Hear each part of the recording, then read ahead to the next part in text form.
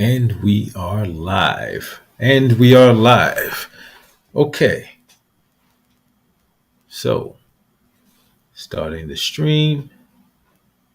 I'm in.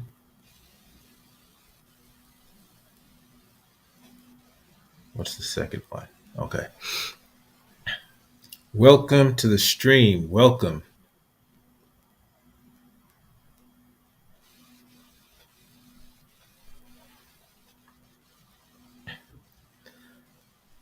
Just going to wait for some more people to come in. If you've been following this Cardi B case, uh,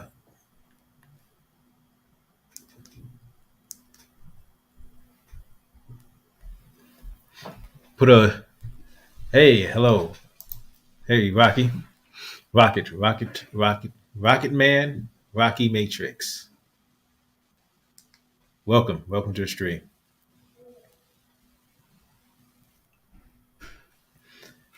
If you've been following the Tasha K Cardi B case, go ahead and put in the stream yes or no if you're familiar with what's been going on. Because there's been some new developments, kind of new developments, and I talked about what was gonna happen before, and now now what I said was gonna happen is starting to happen, and a lot of people are thinking that I've seen a lot of people talking about, oh, she's suing her again, and so this is what we got to talk about because what's happening now was going to happen. Masochista, thank you, welcome. No idea, but here to learn about it for sure. Love your content. Thank you very much. Appreciate you coming into the stream. Thank you. But yeah, it's been a whirlwind because for years. Like this thing has gone on for years. For years, Tasha K has been just dragging this out, and Cardi B was patient and filed the lawsuit. In fact, Cardi B had over time been telling her, please just take down this stuff. We can't these claims you're making about me. And Tasha K was like, no, I'm not doing it. And and people that had been following the case, like I guess it was hard for people to know what was true and what was true and what wasn't, until until the case actually started. Of course, there are some people who knew what was true and what wasn't the entire time. Tasha K was one of those people. Tasha K was one of the people who knew all along what was going on. And just make is the sound okay? There's no echo. Let me know if there's an echo or if there's anything wrong with the sound. Um, but like yeah, it's where we're at now with the latest. What the latest developments are is that Cardi B, they're talking about Cardi B asking for injunctions. No feedback. All right, thank you very much. Um, Cardi B has said, hey, I want injunctions. It's good. Okay, thank you, Mad Doom Dog. Cardi B is like, hey, I want injunctions on her. I want her to stop talking, to stop saying stuff about me. And some people are wondering if she's going after her channel. And really, guess what? That's up to one person, really. All of the almost all of this really was in the hands of one person. One person could have changed the outcome of all of this. And that person is Tasha K. Tasha K could have just fell back and said, okay, either she could have said, either I know what I'm saying is not true, or I don't know if it is true. So let me stop being reckless. Let me just stop saying all kinds of stuff about this woman. Let me leave this woman alone. And that's what Cardi B was asking. But Tasha K was relentless. Like Tasha K, like she says, like she'll go in on somebody. Like I don't know if anybody is familiar with when she went off on lead attorney. Like, so lead attorney was just uh, covering the case, talking about the whole lawsuit.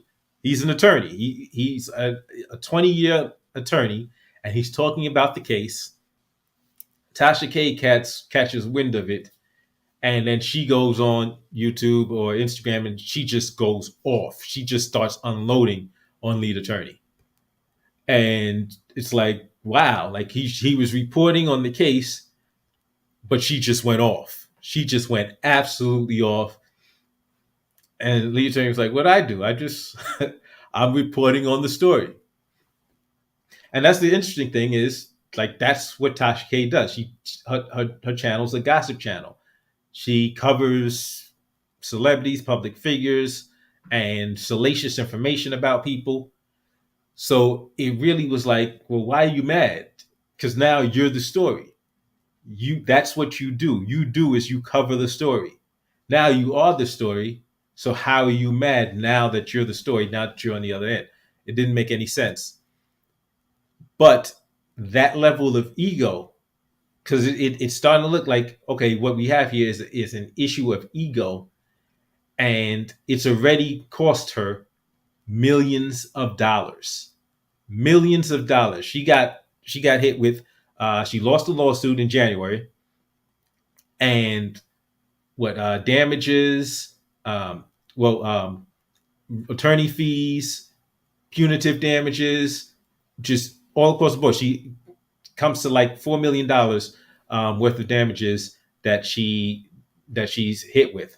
It's a lot of money. That's a lot of money. But after that, the crazy thing is, and welcome to the stream. If what's really crazy is what happened after the verdict, and that's where what's happening now. What's happening now, what Cardi B is doing now, is very closely related to what Tasha K did after the verdict. So over all these years, she was talking a whole bunch of stuff about Cardi B. She was like she was going in on her and saying stuff about Cardi B had herpes. She was, prostituting herself, just all kinds of stuff she was saying about Cardi B. And Cardi B was like, just please stop making up stuff about me. Please stop telling lies about me. But she wanted to go in.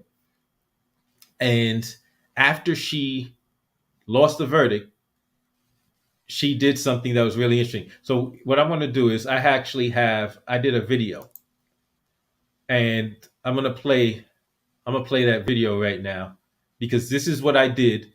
In fact, and you can even look on the page.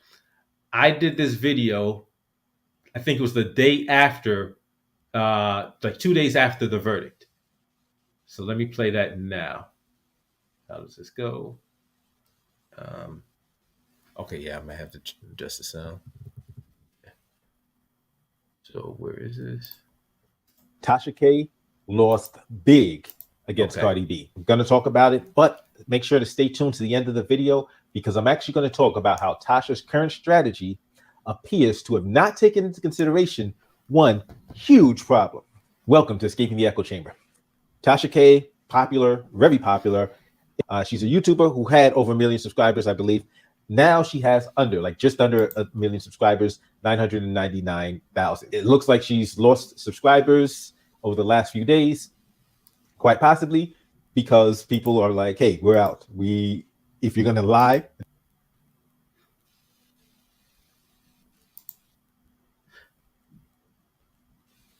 And yeah, she lost subscribers. She's like 997,000 subscribers. And it's like, the question is, was it because she was going strong, but she's just making these moves that you have to ask yourself, like, what are you doing? And make stuff up. We don't want to hear it.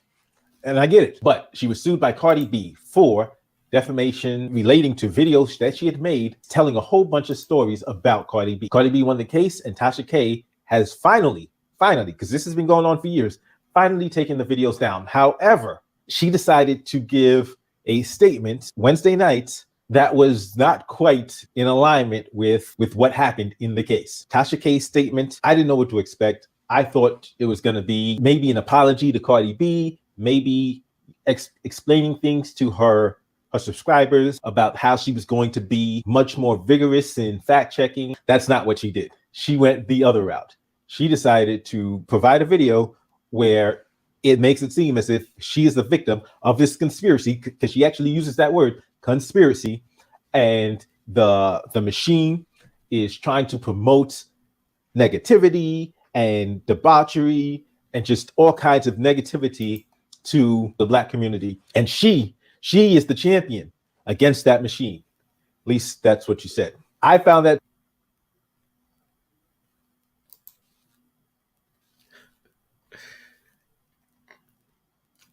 And see, so this is the thing. After the verdict happens, Tasha K does that video.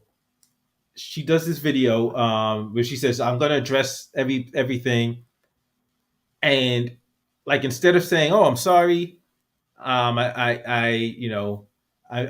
may have been too vigorous. I said some stuff I shouldn't have said. She decided to do something else. She decided to double down. To be somewhat disingenuous, but in full disclosure, I don't follow Tasha K. I'm not a subscriber. I've watched just a handful of her content. Other than that, I didn't follow her, and so I wasn't familiar with her to know whether or not what she's saying fits her personality. Because if she has spent the last several years fighting for the media to stop depicting images of over-sexualization, if she had been fighting for that, that would mean, okay, oh, this seems to fit. From what I've seen, that has nothing to do with her content. From what I see, she's just a gossiper. Like, that's what her channel is. Her channel is celebrity gossip. And hey, I get it. That gets clicks, that gets views, that gets people watching, and that's great for business. However, if what you're doing is just selling sensationalism, juicy information on celebrities and rappers and singers and the like, if that's all you're doing, it's very disingenuous to now claim that you're fighting for the culture, you're fighting against the machine, you're fighting so that there are better depictions and role models being put out there, because it seems like you were just doing whatever you could to get a buck. That's what it seems like. But like I said, I didn't follow her. However, today I saw something that greatly undermines the narrative she's pushing. A lot of you are aware that Nicki Minaj and Cardi B do not get along. They've actually had run-ins before. They've had back and forth words in songs, outside of music. And with the level of negativity, the level of malice that Tasha K appears to have for Cardi B, it turns out that her and Nicki Minaj, at least in the video I saw, were on great terms. But that's when it gets to me. It's like, wait a minute. You say you're against the machine promoting certain type of images, but you're cool with Nicki Minaj? Listen, I don't have a problem with Nicki Minaj, but you're claiming to be opposed to this type of music, this type of the hypersexualization. And it's like, wait a minute, this doesn't make any sense. It sounds like you're full of, and Tasha K says that this case isn't over.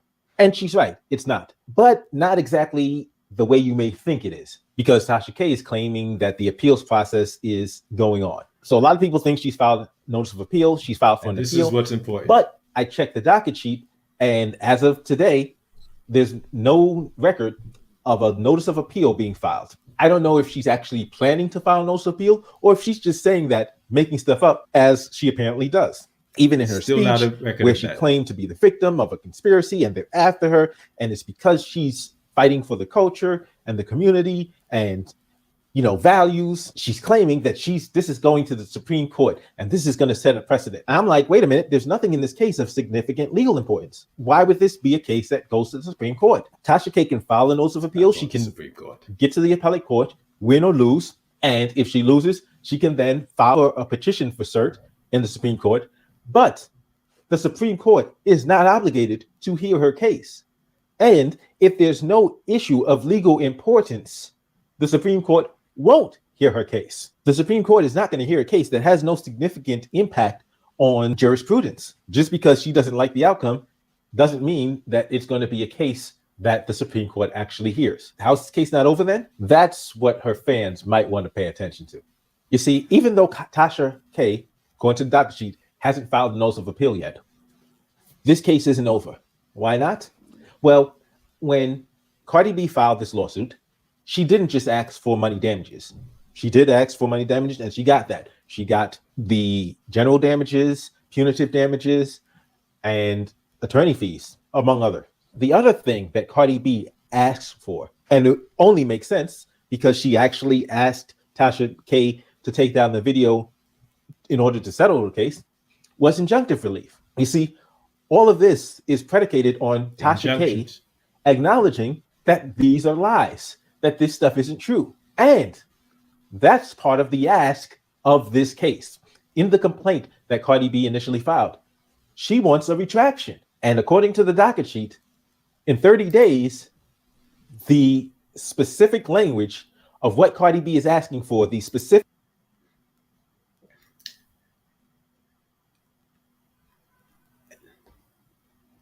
And see, and I want to stop right here because taking a look at this docket entry, this is the docket entry after the verdict.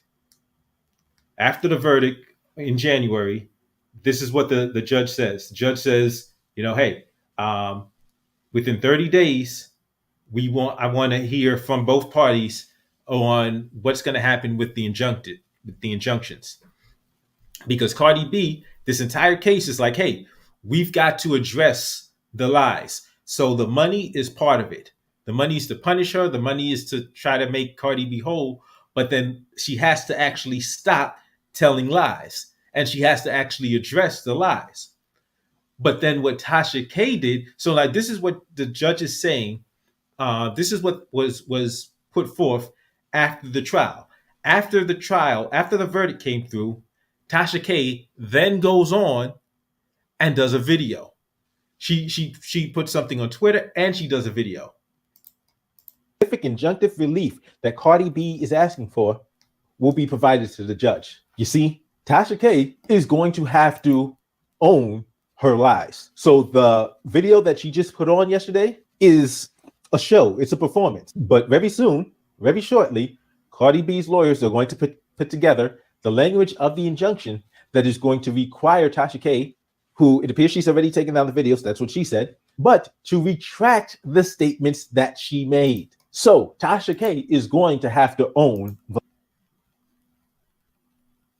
lies. Yesterday, she put on a great show of pretending that this is just a conspiracy against her, but there's going to be another show being put on very shortly, and I'll say 30 days or in about 30 days or so, where Tasha K is going to have to eat all of her words. And then she won't be able to continue with the fake narrative that this was somehow just a conspiracy against her. As always, don't forget to give me the thumbs up.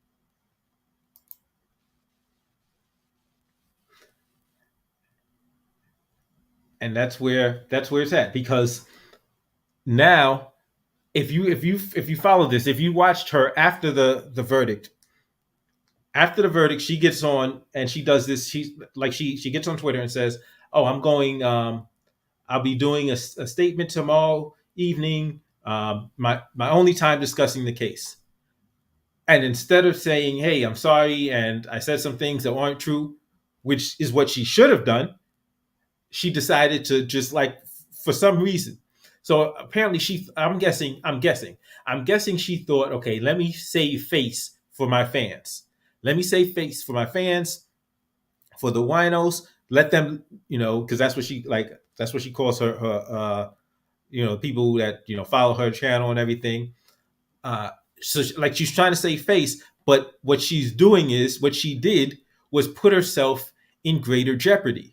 Because when you look at what Cardi B filed, because Cardi B has not filed a new lawsuit. I'm going to say it again. This is not a new lawsuit.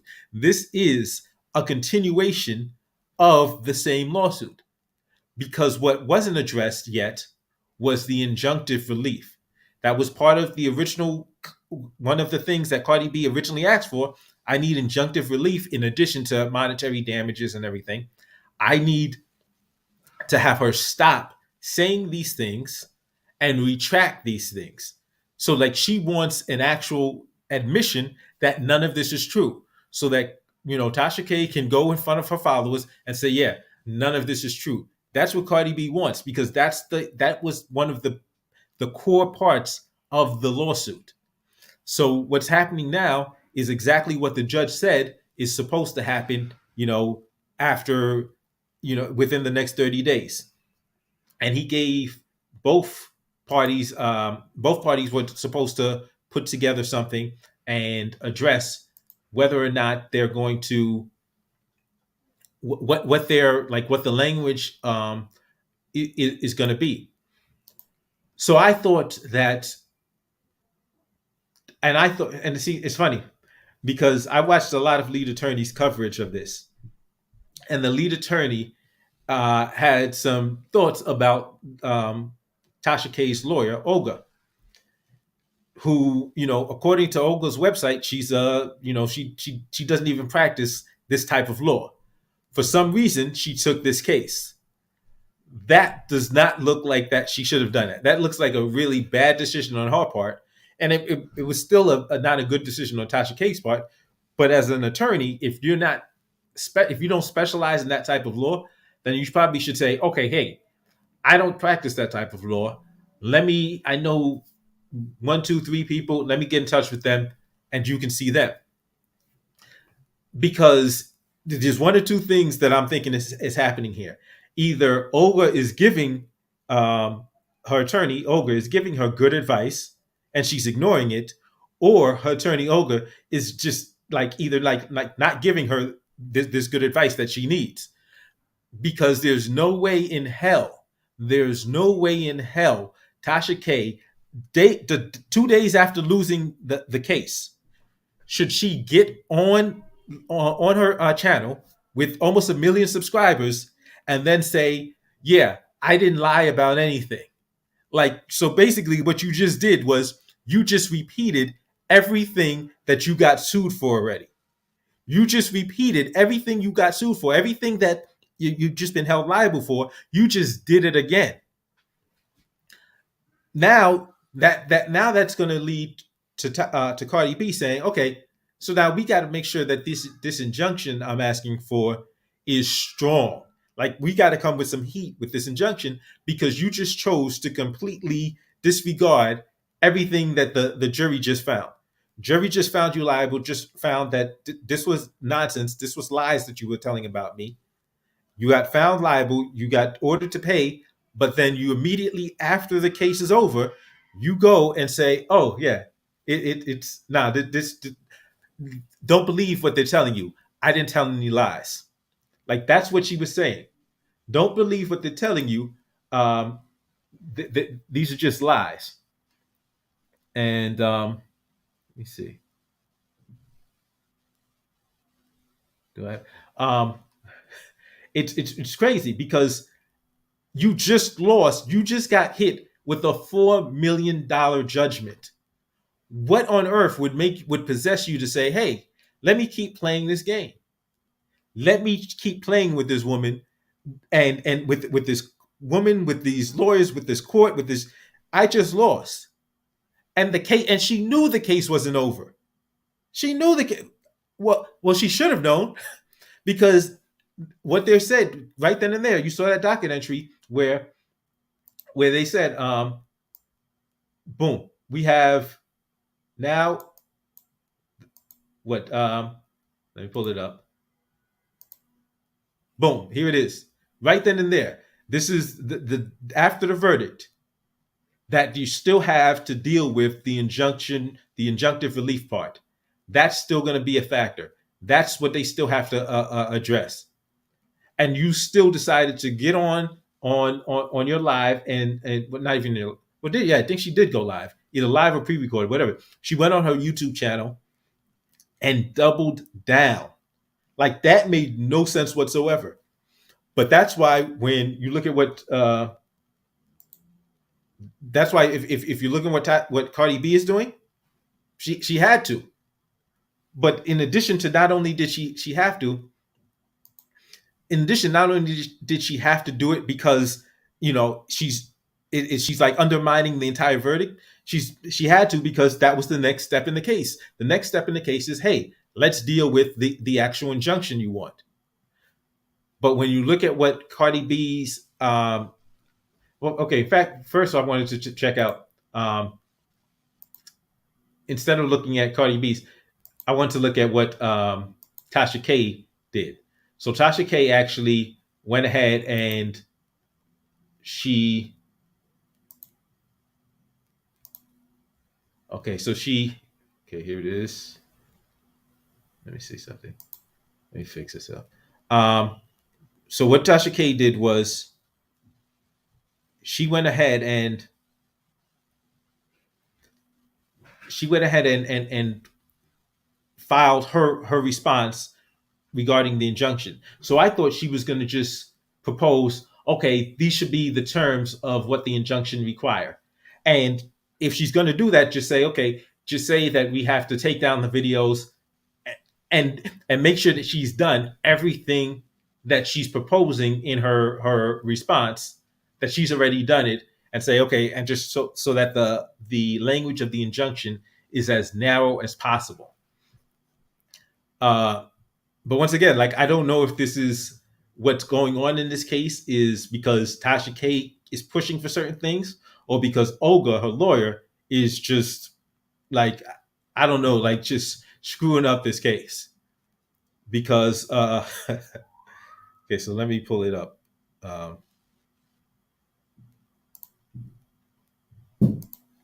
So yeah, let me pull this up now. Okay, so this is what Tasha K wrote. Well, her attorney. And so basically, the first thing they're addressing that at the end of this trial, they were supposed to do the research and submit this memorandum about what the court should do regarding this injunction. And so now, remember this: April 1st, there's going to be another hearing. So we'll be getting some more information on this case on April 1st onto what's going to happen next. But so the judge will have a hearing and be making a decision around that time. So as I was reading this, I was like, wow. And I would like to see somebody who's dealt with a lot of these injunctions. Like, is this, because this to me doesn't seem, you just lost the case. So having lost the case, it seems to me like it doesn't make sense to claim that, oh yeah, you shouldn't issue an injunction. If you just lost, like, you lost, you just got hit with multi-million dollar, damages that you have to pay, and then your claim when it comes time to the injunction is that you're saying, okay, well, during the entire case, the plaintiff never asked for a temporary restraining order or preliminary injunction. So it's like she's trying to claim that since Cardi B didn't ask for temporary restraining orders or preliminary injunctions during the case, because when you're dealing with a case where you have injunctive relief, that can be the ultimate issue of getting an injunction at the end of the case once you win. But you can also file motions before the case is finished to have temporary injunctions put in place. But that doesn't really make sense, especially for a defamation case. It doesn't, because that would require her to be asking for Tasha K to admit to something that hadn't been, found to be legally the case. That's why, like, I don't understand what Tasha K's lawyer is doing in this case. She's saying it's the permanent injunction would only be appropriate in clear and urgent cases where to prevent the party from being damaged and left without an adequate remedy of law. So what she's claiming here is, okay, that the only reason why she should get an injunction is because she was harmed, and in this case, like her reputation, or even Cardi B was talking about how she felt psychological stress from this. But she's saying the only reason why she's a permanent injunction should be put issued is if Cardi B was harmed and Cardi B didn't have any other remedy. And Cardi B, like, so in other words, she's saying, well, because I'm paying her, I should be allowed to keep saying whatever I want to say. The, the and that I really have to question. Like, this lawyer is clearly, just because somebody's a lawyer doesn't mean they're any good. But like the gall to get on this and say that just because she paid, like, it's basically she's saying, well, she already won the millions of dollars, so we should be able to say whatever we want to. Like, that's a ridiculous position to have. That's an absolute ridiculous position. But it appears that, like, that's the position she's going with, where she's like, um, so a trial court manifestly abuses its discretion when it grants an injunction adverse to a party without any evidence to support such judgment and contrary to the law. She lost the case. She lost the case already. And yet, right now, the lawyer is claiming that there's no evidence to support issuing an injunction. Like, this is really ridiculous. But now I want to let you take a quick look at this because this is part of the Cardi B's lawyers. Cardi B's lawyers have issued, they say, okay, well, we want injunctive relief. We want the court to make a decision. Part of the reason of why they want the court to make a decision, they've added exhibits. This is one of the exhibits. Now remember, it's like the 25th, January 25th. Cardi B wins the case. They find that Tasha K I, defamed her and everything. On Twitter, on January 26th, this is what Tasha K does. Let me blow this up some more. Okay. Tasha K says, no lies were told on anyone. This is what Tasha K says after she lost the case. No lies were told on anyone. I never admitted to lying about anything. No one threw anyone under the bus. Now that's in reference to people, that were at the courtroom saying that her husband and her, like, they were throwing each other under the bus, which isn't really relevant for this specific case, for this specific portion of the case. But then she said, mostly everything reported was a lie from the inside. The court transcripts will be available to the public soon. I forgot to add this into my speech. After she lost the case, she did that YouTube video, and she gets on Twitter saying she didn't lie about anything.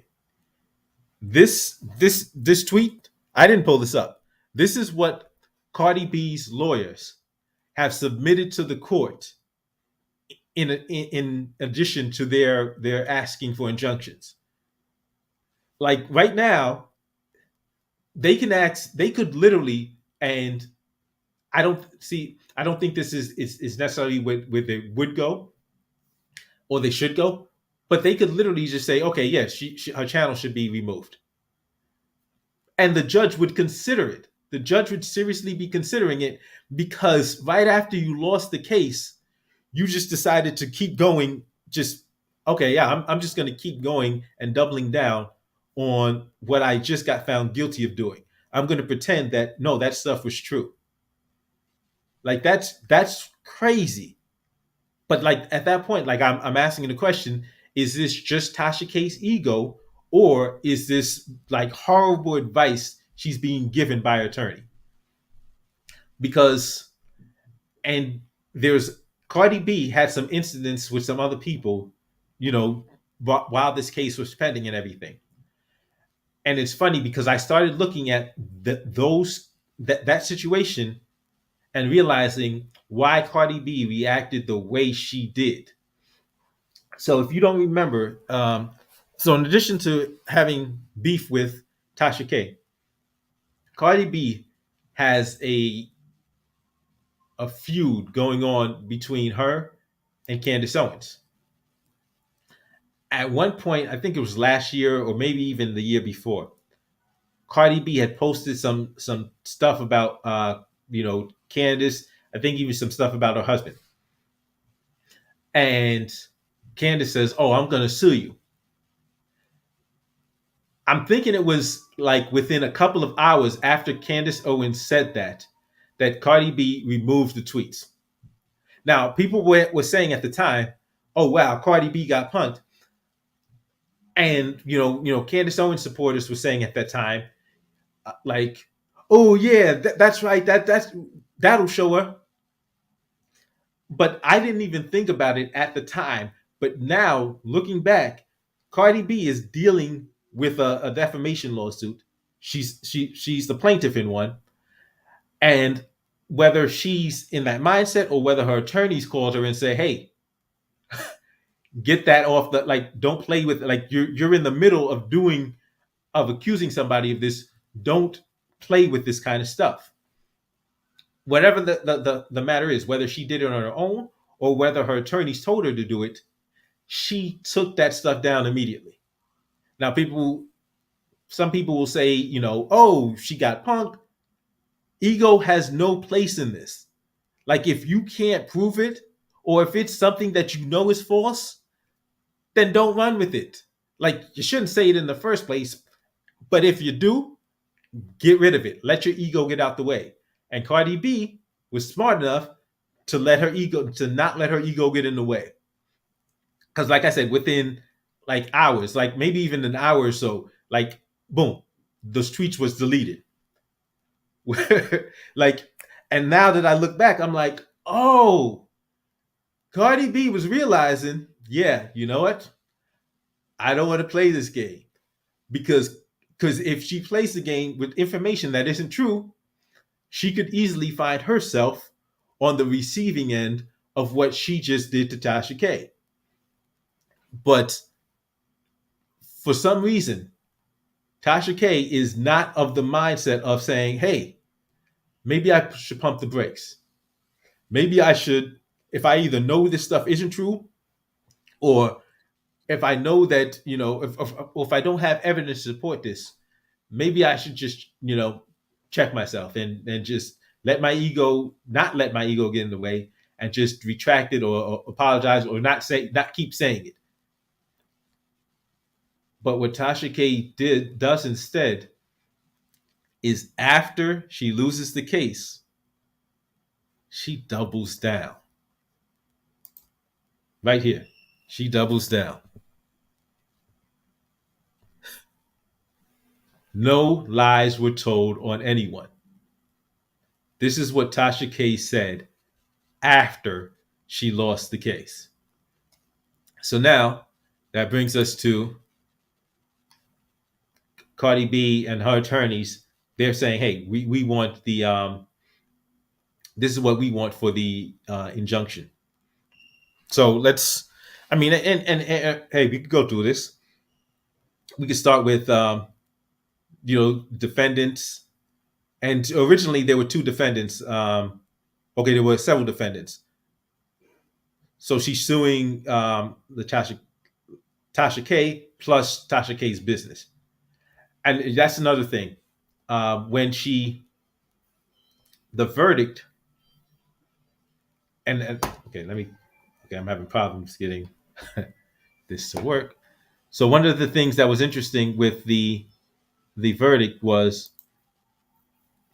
when the money damages were, some of the money damages were against Tasha K, some of the damages were against her corporation, her LLC. So that's like, so she's on the, and if it's a single member LLC, she's still on the hook. But That's why. So like sometimes if a corporation is sued, the corporation can just file for bankruptcy, but Tasha K is personally on the hook as well as her corporation, as well as her LLC, and that's that's why the lawsuit was phrased, and even why the damages were awarded the way they were. And so they're saying for over 3 years, defendants repeatedly and knowingly published false and defamatory statements that Cardi B was engaging in prostitution, had herpes, had used cocaine, and then she talks about the things with the bottles, with the beer bottles, and then she lists in her memorandum a whole bunch of the stuff that uh, that Tasha K had said about her. So you're going down these. It's a lot of stuff, um, and so and she's referencing position parts in the case, parts in the of the transcripts where this stuff was. Okay, so no, this is some of this is page 532. Okay, some of this could be like the actual evidence that was submitted.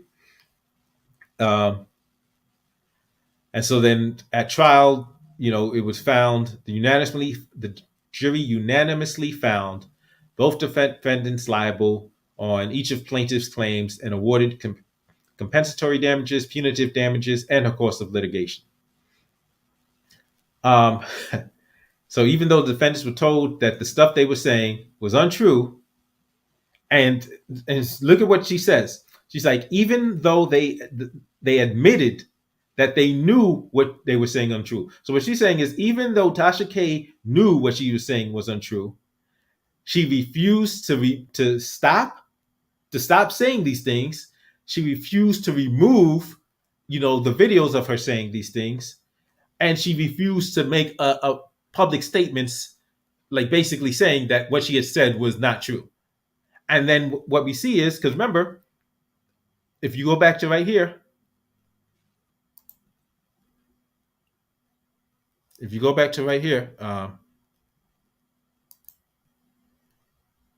okay, right here. If you go back to right here, this is the day after she lost.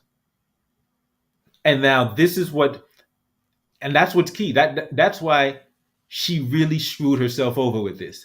Because had she, after losing the case, had just said nothing, saying nothing would have been, if she didn't want to admit that she had lied or said stuff that wasn't true, then she shouldn't have said anything. She shouldn't have said anything. If she wanted to try to save face, she shouldn't have said anything. But to get up there, give a statement, and then double down, say, "Oh, nothing I said wasn't true." So okay, so you're repeating all of the things that you just got found guilty of lying about Cardi B for. You're repeating it now, and so we can go back to the. Okay, go here. And so when you go to, she refused to, despite the filing of this action, multiple cease and desist letters, through the years-long litigation, she continued to repeat these statements. She continued to do this. Made clear the defendants that they will not. She says she has made clear on multiple occasions she will not stop repeating these statements. And then what's the proof?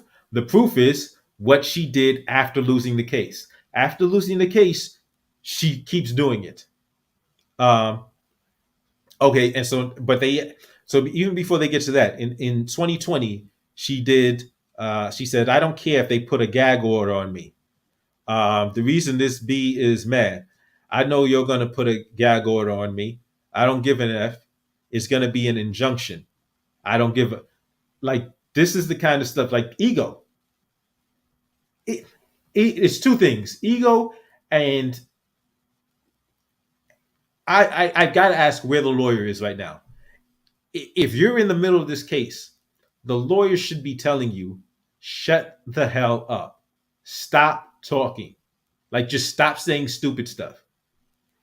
If you're not going to apologize, you're not going to withdraw the statements, stop digging your hole deeper, because that's what she was doing. And now they're bringing all of this stuff up against her to ask for to bring forth these injunctions. Um, even okay, she says, like, she wants me to delete videos. Well, you need to give me a check. You want me to delete those videos? You better give me the money that I was supposed to make off the videos.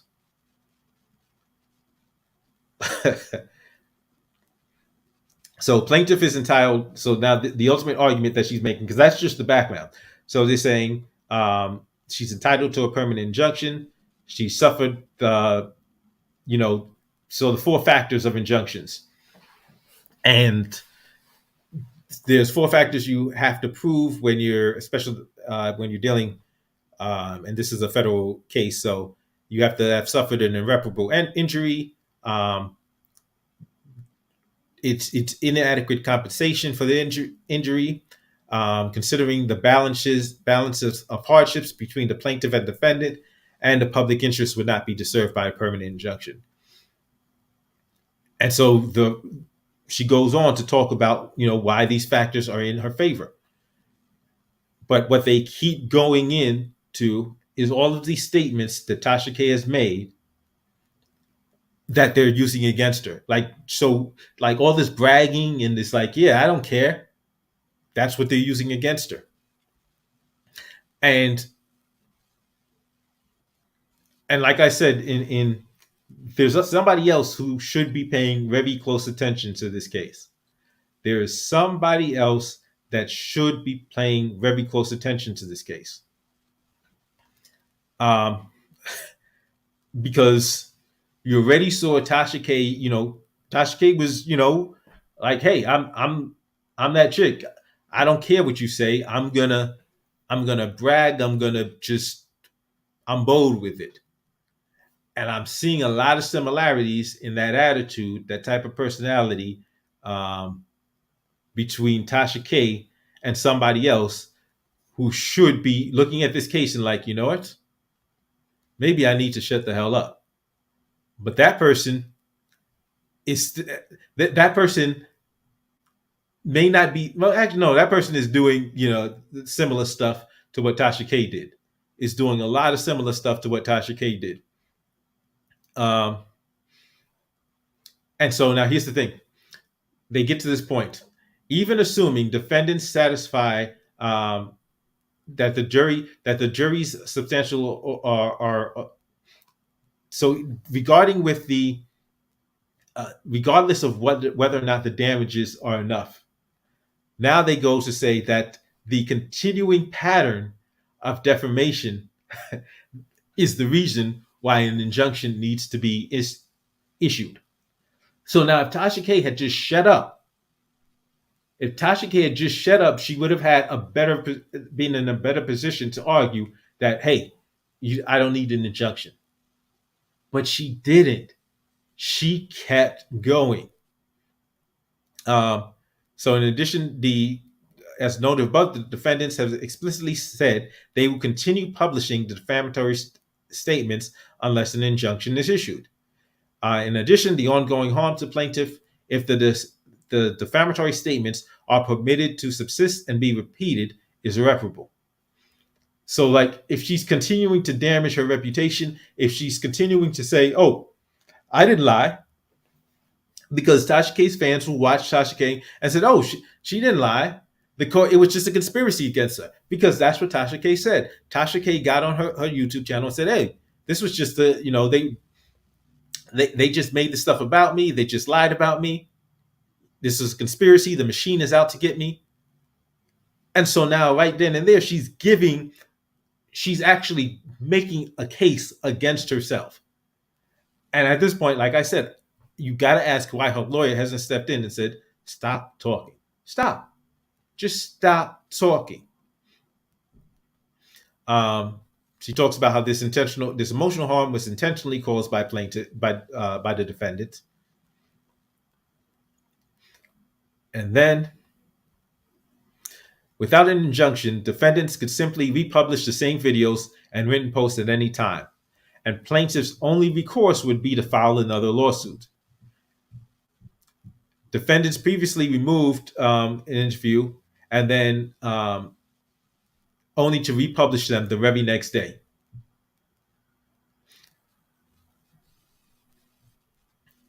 So, like, it's given defendants' refusal to remove the defamatory statements from their social media channels for more than 3 years, even though they knew the statements were untrue, and given their promises to continue publishing the defamatory statements unless this court orders them to stop, there can be no doubt that the defendants will return to their old ways unless an injunction is issued.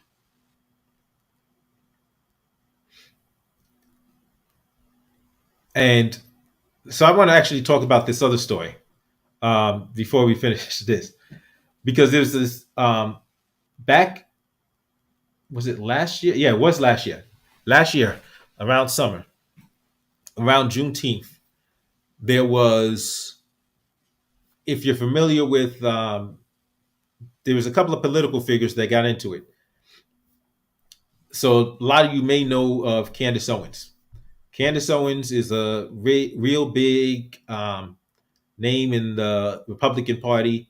She's got her own show. A lot of the establishment Republicans like her. In terms of, okay, yeah, like the punditry class likes her. They'll, Tucker Carlson, she's on Tucker Carlson, Laura Ingraham all the time. Boom. There was another young black conservative female, Kimberly Klacik. So if you may not be as familiar with Kimberly Klacik, she got really popular for this ad she did. She was running for office in Baltimore. And in this video, she's walking down the street. She's like wearing a red dress, heels, but she's dressed really well. This fancy red dress, heels, and she's walking down the middle of the street, in Baltimore, and the street is just tore down, just in shambles. Okay, let me see. Let me just check out the statement. Candace Owens made a 180 in 2016 after Trump won the election. And if you're not familiar with Candace Owens, like a lot of people who just know Candace Owens now, before Candace Owens was the darling of the right, Candace Owens was actually a Trump hater. And she had like a magazine where they posted anti-Trump stuff and articles. But then she found that there's the grift is strong with being a Trump supporter. The grift is strong in politics, period. But she found her niche. So Kim Klacik is, was running for office in Baltimore. There was this ad with her in the red dress. And in fact, yeah, why am I just let me pull up a picture of Kim K.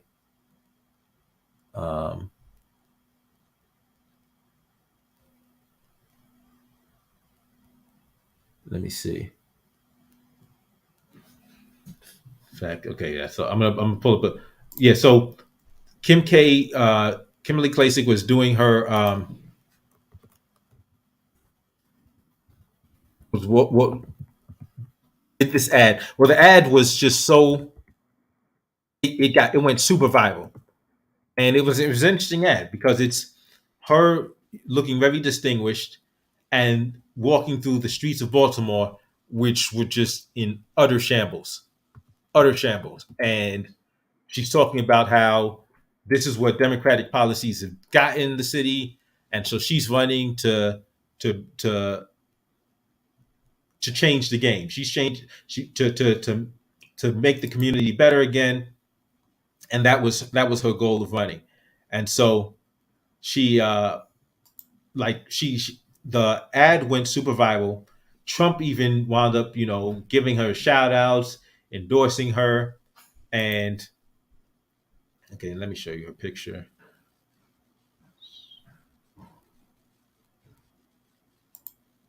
This is Kim Klacik.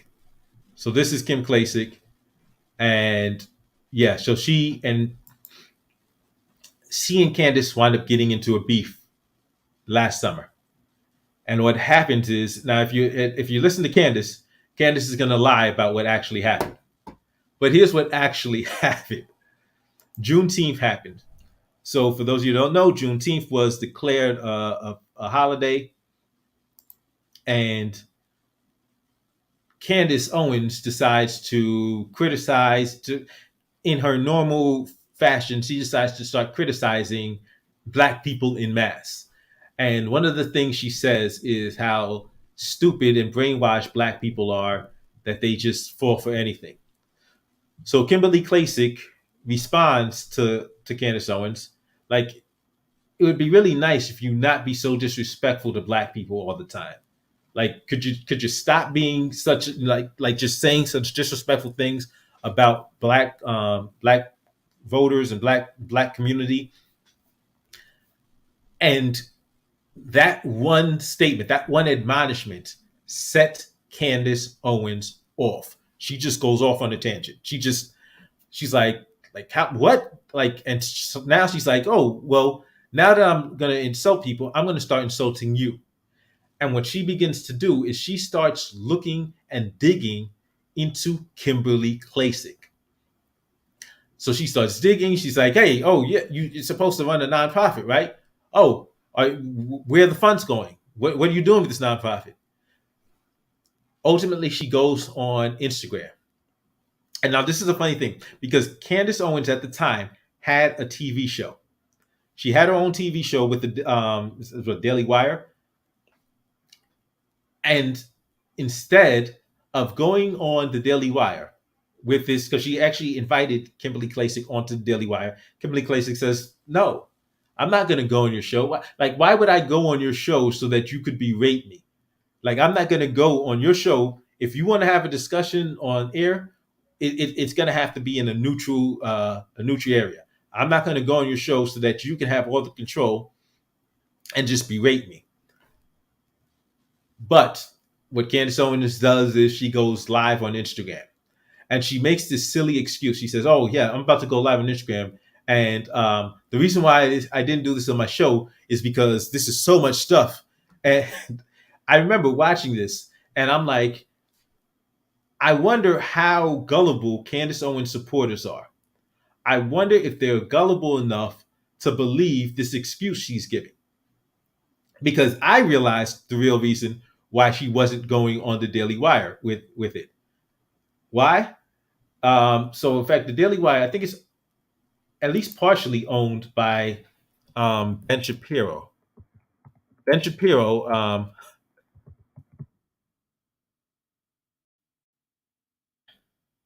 yeah. So it was created by Ben Shapiro, and he's a lawyer.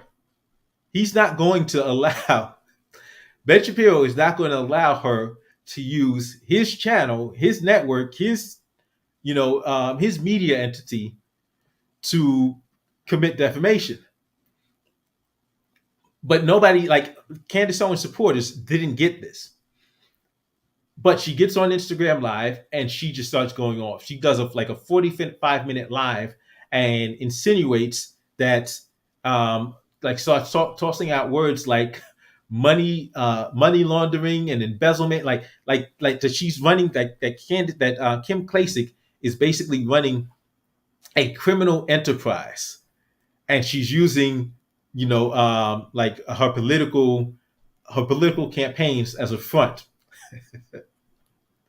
And people are like, see, Candace Owens supporters are just like rabbit at the mouth, like, see, we knew something was up with her. We knew she couldn't be trusted. And I'm like, y'all actually buying this?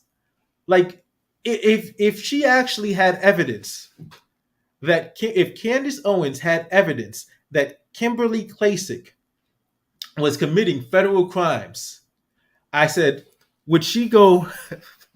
I said, would she go to the? Would she take that evidence to Instagram or to the Department of Justice? What do you think she would do with it? What do you think an intelligent person would do with this evidence? And the funny thing is that so I actually did a video on it,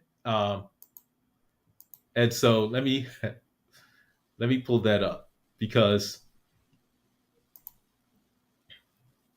your screen. Chrome tab. Okay. Candace Owens. Okay. So yeah, I'm gonna pull this up.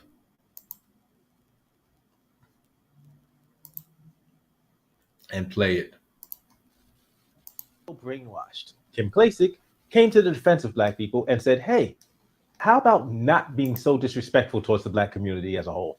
Of course, if you listen to the lies of Candace Owens, she'll try to claim that this was about Juneteenth when this was about her routine disrespect and denigration of Black people. But not wanting to be denied one of her favorite and most lucrative activities, Candace Owens went on the warpath for Kim was only reported as a feud between two Black conservative women. That's it.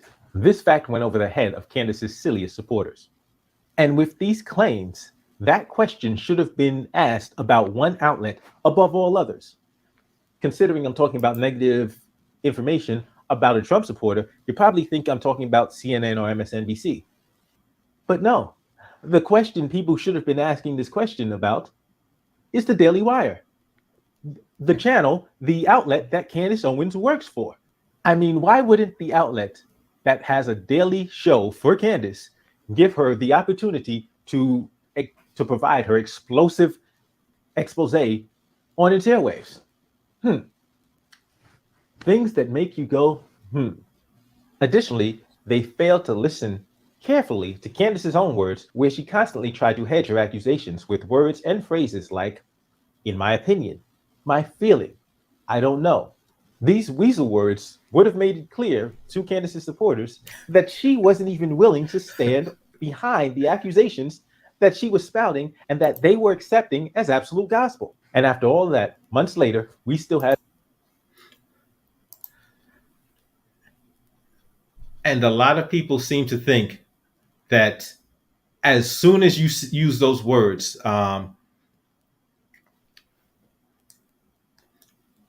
in my opinion, because like if you look, Brandon Tatum all the time just makes stuff up and then follows it with, in my opinion. Like he'll say that a historical event that happened didn't happen, and then he'll say, in my opinion. Like he did this about Black Wall Street. Like he said the Tulsa massacre didn't happen in his opinion. Like, no, that's a fact. Like that's not something that's like it's a you're talking about a factual event, but in your opinion. But they keep Candace uses this as this thinking that by just saying, in my opinion, that absolves her of responsibility. But I had actually found a case that makes it clear that no, that's not how it works. If you're making factual assertions, so if you're claiming that something actually happened, like, no, you can't just then say, oh, in my opinion. Oh, this person murdered 4 people, in my opinion. No, you just made a factual assertion. The in my opinion doesn't negate the fact that you made a factual assertion that, had no basis in reality. But that's like I'm saying, I'm seeing the parallels between this and the Cardi B situation. Have no known investigations. But we do have a lawsuit. And after blatantly smearing Kim, Candace and crew are playing the victim. In fact, Tatum made a video claiming that this is being done, in his opinion, to silence dissenting voices. And of course, Candace wasn't trying to silence Kim with baseless allegations, right? But what will come of this? Will Kim win? Is this the end of Candace Owens? There have been some interesting takes. The Amazing Lucas said he predicts that the lawsuit will fail. And he's not the only one. Among other things, he doesn't think that Ben Shapiro would allow Candace to go forward with something that could potentially be and put her at risk. He feels that Ben would not put his company at risk by allowing one of his employees to make such baseless and ridiculous allegations if they could be actionable and it could blow back on him. And that actually raises some interesting points, but that's why I think it's critical to note that Candace didn't make these claims on her Daily Wire show. I think there's a reason for that. I agree with Amazing Lucas that Ben Shapiro was way too smart to allow Candace to say that dumb shit on his show. I think that's why she had to go on to Instagram to spread her lies, and why even after all this time, that's where those lies have stayed, on Instagram and other social media platforms, not on her show. I don't think Ben Shapiro is dumb enough to allow that garbage on his platform to jeopardize his money. This is the reason, this is one of the initial reasons why I was of the mind that this lawsuit would succeed. But then I heard a different take. You see, I heard some points from an attorney that made me stop and think that, there may be some problems with this case. I had actually been thinking about the possible obstacles to Kim's lawsuit, especially in terms of the way that Candace made her Instagram post and the things she said in it. Adrienne Lawrence was on Dr. Rashad Ritchie's show, and she noted that Candace Owens hedged her statements with buzzwords like cannot verify and doesn't know, which she believes is sufficient enough to allow Candace to escape liability from a defamation lawsuit. She feels that this will enable Candace to beat the case and have. But that's an interesting thing to point out too. They're the people that Candace's fans, Candace Owens fans, were running with this. They were running with this nonsense, despite the fact that Candace is using these, trying to hedge her statements, and try to, well, I'm not sure, I can't verify, but her supporters are just running with it, which kind of works against Candace, because that shows like if she's saying stuff to influence people and to damage Kim's reputation, now you have an issue of actual harm being shown. But it's just like how gullible people are, because she's trying to hedge it. She's making these factual statements. She's trying to hedge it with like, well, maybe, but it's like that doesn't.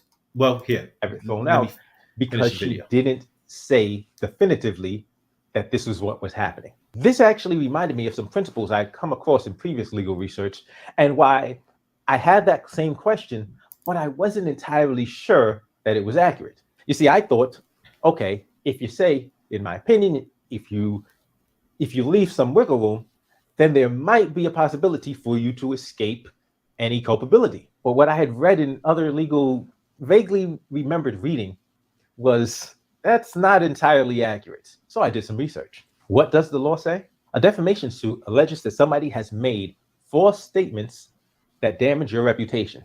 There are several defenses to defamation suits, including truth. If you can prove that your statements are true, that is an absolute defense to a defamation suit. There is also a defense that if your statements are opinions and not facts, you cannot be held liable. That is the principle which Adrienne Lawrence and others believe will help Candace win this lawsuit.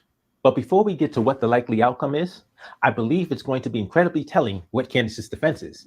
I mean, if these statements are true, then her defense should be not that she stated opinion. Her defense should be that these statements are true, and that is why the defamation lawsuit must fail. I think that is a key objective of what Kim Klacik is doing to expose Candace Owens. If Candace is unwilling to go on the record and claim that her claims are true, it further proves that she's full of it. But a lot of people don't seem to understand the limits of the defenses to defamation. And this is the part that I haven't seen anybody else talk about. You see, just saying opinion doesn't necessarily make it so. There are limits to what is considered opinion, and it's not just necessarily what you or I as lay people may consider to be opinion. You see, the Supreme Court of the United States characterizes opinion much differently than we may. What if I say this person is a murderer? Is that a fact? Cool. I've alleged a fact. What if I say, in my opinion, that person is a murderer? Is it still a fact or is it an opinion now? You see, that's where a lot of non-lawyers mess up, because they think that just because they've said those words, in my opinion, that makes what otherwise would be characterized as facts, opinions. The Supreme Court sees it slightly differently. So the case is Milkovich versus Lorraine Journal. And yeah. And this case is what I'm like. And at this point, I'm pretty sure that,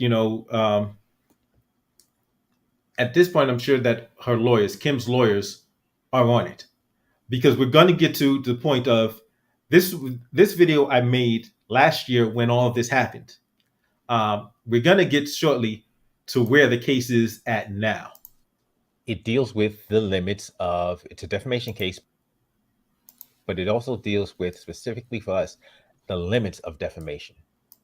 So like I said, opinion is a defense to defamation, but what is an opinion is something that is specifically dealt with.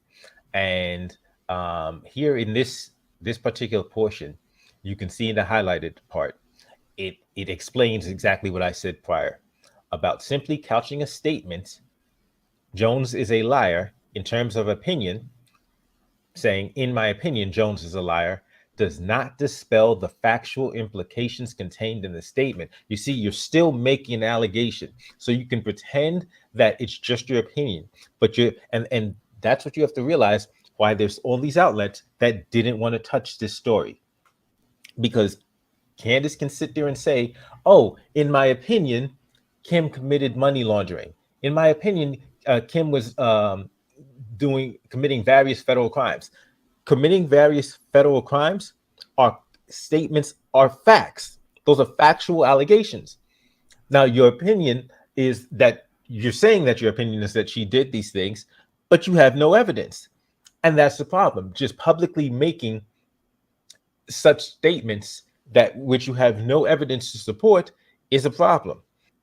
And if we look at the next page, there's the highlighted portion reads, under the law of defamation, an expression of opinion could be defamatory if the expression was sufficiently derogatory of another as to cause harm to his reputation. And so now one of the things this case does, it goes into the history of the defamation law, and it establishes that they didn't create a whole, like this whole exemption, this whole area that would be exempt from defamation liability when they were referring to opinion. They wanted to make sure that there's a clear delineation between opinion and fact. And so if you look at the second portion that's highlighted, it says, according to the majority rule, the privilege of fair comment applied only to an expression of opinion and not to a false statement of fact. Let me read that again. The privilege of fair comment applied only to an expression of opinion and not to a false statement of fact, whether it was expressly stated or implied from an expression of opinion. That's what's key. So where people think that, oh, I can state a fact and then just say, well, it's my opinion, and I created a loophole. No, the courts aren't stupid. The courts, I mean, these lawyers and legalese, they know their way around words. So they know the difference, and they have clearly delineated that if you're making an allegation, a factual allegation, that's not opinion. That's separate. So Candace thinks she created wiggle room by using statements like, I can't verify, don't know, not sure, no evidence of. She actually buried herself. She made it worse for herself, because what she established was she had no basis, no factual basis to make these allegations and accusations.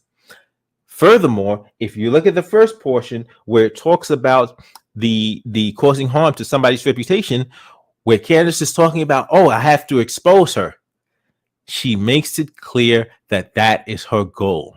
Her goal was to harm Kimberly Klacik's reputation. That was her purpose. So Candace actually buried herself. All of these things that people think gave her wiggle room are actually what bury Candace Owens further.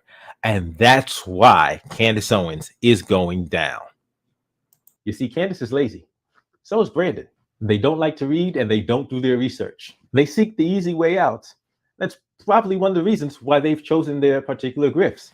And their laziness just might be their undoing. So while it seems that they hedged their statements, they never realized certain things. They never seemed to realize why no one else wanted to touch these accusations. They never stopped to think why Candace's boss, who is a Harvard-educated lawyer, didn't want to touch the story. They never stopped to think why all of these left-leaning outlets who would jump at a chance to expose a Trump supporter didn't jump on this story. You see, they read the Cliff Notes version of defamation and they ran with it. And it seems like that's what's already gotten them in a world of trouble, a $20 million world of trouble. I don't know how this is going to end, but I have a feeling this is going to get interesting.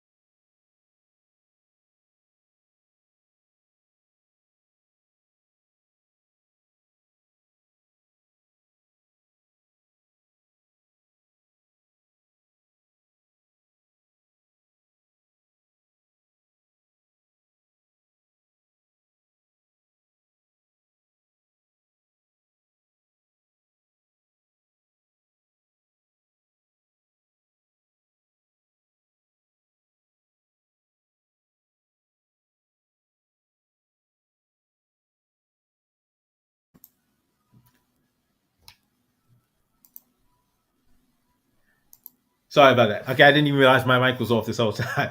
Okay, so now, okay. Thank you, Mr. O. But okay, so we're at Kim K filed her lawsuit against Kim K filed her lawsuit against um, against Candace Owens, and then we get to the point where she files the case. Then in January, while their case is still pending, her lawsuit against Candace Owens is pending. Cardi B wins a $4 million defamation suit against Tasha K.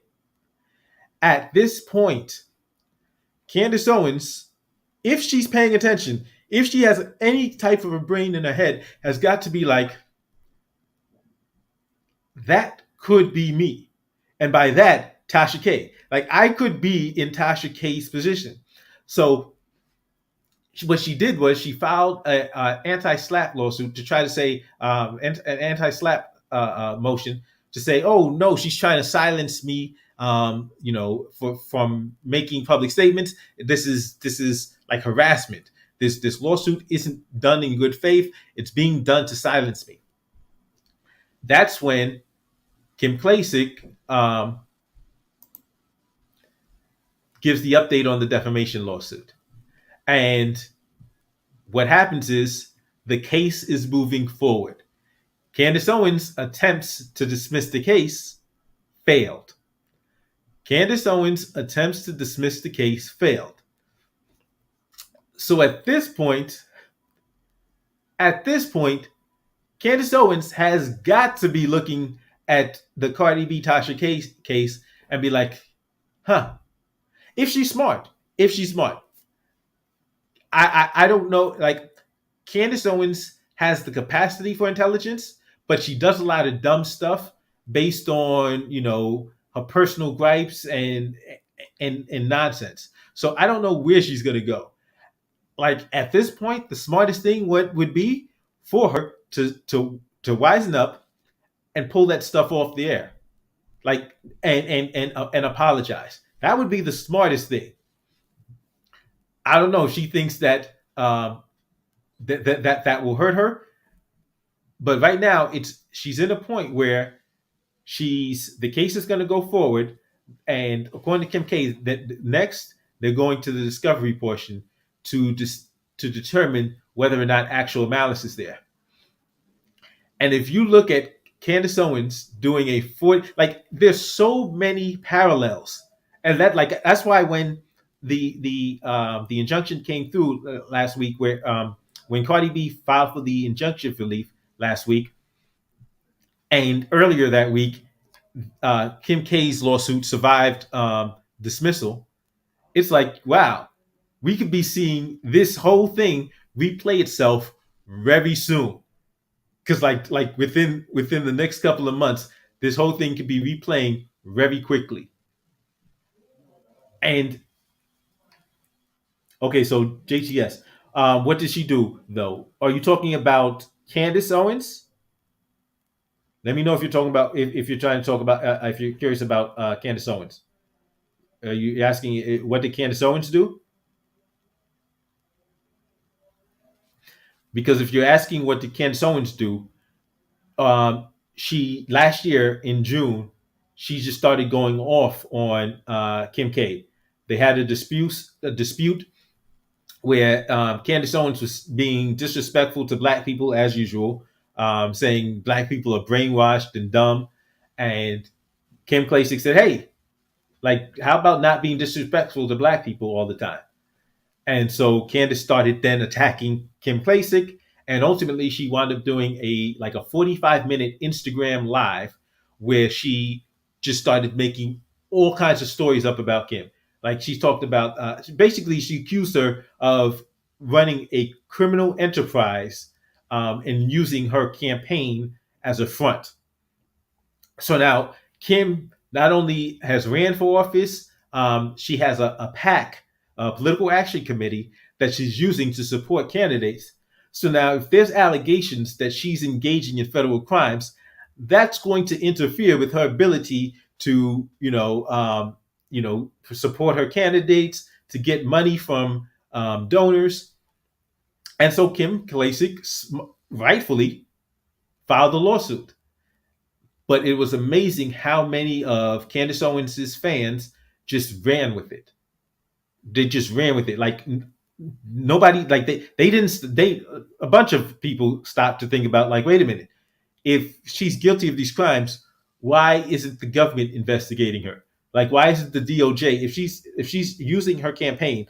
Because basically what Candace pretended was that despite the fact that she doesn't run campaigns, she's not knowledgeable on FEC regulations and everything. She looked at Kim's campaign expenditures and she saw stuff that she found suspicious. And so based on that, she believes that she uncovered, or she claims that she believes she uncovered a conspiracy. But nobody else covered the story in terms of Kim Klacik doing illegal stuff. Nobody else, because it was a figment of Candace Owens' imagination, but Candace Owens supporters ran with it. And if you look at just the Cardi B situation, where Cardi B won the lawsuit and Tasha K kept doubling down. Tasha K, after losing getting the $4 million verdict against her, Tasha K gets on Twitter and doubles down. And then we have Candace Owens, who is the type that she's still trying to act like she didn't do anything wrong. And that's like, there's so many, like, the Cardi B verdict should have been her wake-up call. That should have been her time to say, you know what? I think I screwed up. And maybe she did say that. And maybe she's scrambling right now and trying to figure out how she's going to get out of it. But like, she shouldn't have got herself into it, but she did. And it's hilarious because all of if I remember at the time, she did her Instagram live, and all of these supporters of her were in her comment section talking about, yes, yes, we knew she was no good. That's why we love you, Candace. You speak nothing but the truth. They were attacking Kim Klacik. They were on Twitter, calling her, all kinds of stuff. And I'm like, wait a minute. If she had evidence that Kim Klacik committed federal crimes, if she had evidence that this woman committed federal and is engaged in a federal criminal enterprise, why is she going on Instagram instead of to the Department of Justice? But that fact went over a bunch of people's heads. But when you just look at this Cardi B case, I think Tasha K is at the point where, but when I'm looking at the Tasha K's memorandum of law, I begin to wonder if this is Tasha K's fault, the situation she's in is her fault, or her lawyers. Because I've seen some of her coverage of how she covers stories now, and I've seen her do things like, okay, so even when she's interviewing somebody, she'll ask them, okay, so this is what you're claiming. This is your allegations. When she was interviewing FTN Bay about the Duty Low allegations, she's like, okay, so that's your side of the story. And she's like, oh, ain't no my side of the story. Like, listen, she doesn't know you. She can't, and she's doing it right by saying, okay, these are your allegations. Because if she gets there without knowing you, knowing the case, and just says, oh, this is the truth, she's putting herself in harm's way. And she just got finished with that. So it appears that Tasha K has okay, yeah, I'm trying to be easy now. Like that, this $4 million is going to be a significant. I personally think she has the money to cover it. And even if she doesn't have all of the money now, I believe she can, get it relatively. She'll be able to get it, and she won't be completely wiped out. But it's still a hit. It's $4 million. Even if you're just running with a successful business, is a significant hit. But I've seen Tasha K do what appears to be like, now she's like she's approaching it from a journalistic standpoint of, okay, if this is, let me take your side of the story and make sure that I acknowledge that this is what you're alleging versus what somebody else may allege. But then when I look at the motions being put in court, it's I'm beginning to wonder if that's who was at fault this entire time. If she was just getting horrible advice, I don't know. But I'm looking at this paperwork, and this paperwork is like, are you for real? Like, this is the position you're taking? And I have to wonder if Tasha K would have been just better off with another lawyer. Like, even according to there was some review left on, I forgot what website, but it's like a lawyer review website. Was supposedly from Tasha K talking about, I will never use this lawyer again. And quite frankly, she should have gotten rid of her, because even with all the stuff that was happening in the courtroom, and the judge coming down on her attorney, like, yeah, you probably would have been better off with a different attorney. But it's going to be really interesting to see two things that are coming up soon. So in April, we're going to see more about the injunction. So Cardi B filed for her injunction, and this is all part of the same case, because a lot of people think that Cardi B filed another lawsuit, but in fact, Cardi B, this was always scheduled, because after finding the finding of damages, they said, okay, now we're going to revisit what we're going to do about the injunctive relief. And so this is just a continuation of that case. But a couple of the things that Tasha K did afterwards didn't do Tasha K any favors at all. So it's going to be interesting to see what happens on April 1st when they have their hearing, because that's when Cardi B and Tasha K have the next hearing. I don't know if they're actually going to appear in person or they're just going to have their attorneys there. but we'll see.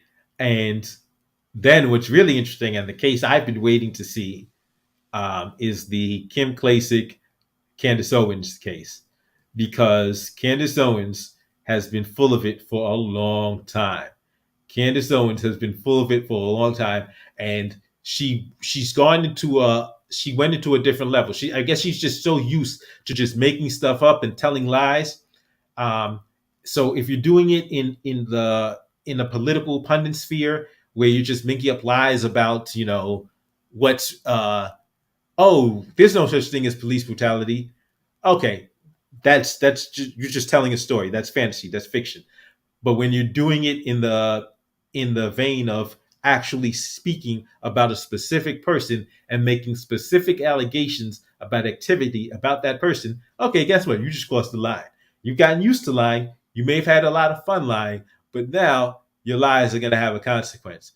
And I'm just looking forward to seeing what kind of consequence, and being exposed. Because what's funny is at CPAC, the Matt Schlapp and them just fully embraced the conservative Inc. Conservative, emphasis on the conservative Inc. The Candace Owens and that crew, had them on the stage. They completely shut out the conscious conservatives, and it's like, okay, so y'all don't see what's about to happen. Okay, cool. when when what happens with this defamation lawsuit happens, I think that's going to be a reckoning. And right now, Newsweek covered the latest decision in the case between Kim K and Candace Owens.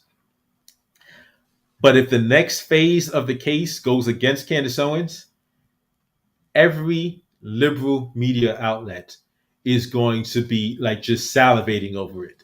They're going to be chomping at the bit over it. So that's what's going to be huge and something to watch for.